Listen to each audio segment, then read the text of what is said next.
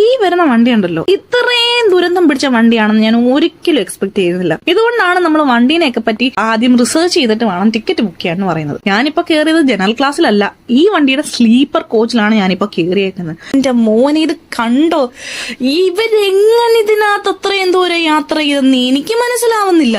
കേറിയപ്പോ തന്നെ വാഷ് ബേസും തുപ്പി നശിപ്പിച്ചിട്ടേക്കുന്നതാണ് കണ്ടത്. കുറച്ചുകൂടെ അതോട്ട് കയറിയപ്പോഴോ ബാത്റൂമിനകത്തുനിന്ന് വൃത്തികെട്ട വെള്ളം പുറത്തോട്ട് ഒഴുകുന്നതും.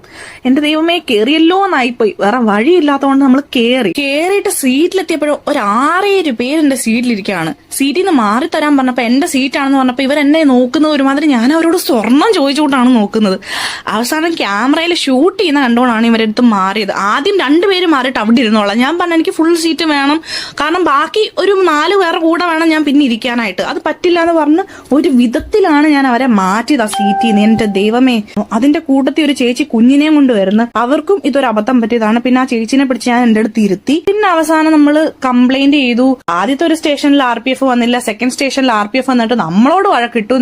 നമ്മൾ ഏതാണ്ട് തെറ്റ് ചെയ്ത പോലെ നമ്മളോട് വഴക്കിട്ടു. അത് കഴിഞ്ഞ് കാട്ട്പാടി സ്റ്റേഷനിൽ വന്നിട്ടാണ് ഒരു മലയാളി RPF സാറ് വന്നിട്ട് നമുക്ക് നല്ല രീതിയിൽ സപ്പോർട്ട് ചെയ്തു. പക്ഷെ കാട്ട്പാടി കഴിഞ്ഞപ്പോഴത്തേക്കും വീണ്ടും ശങ്കരനോണ്ടി കോക്കോനട്ട് ട്രീ.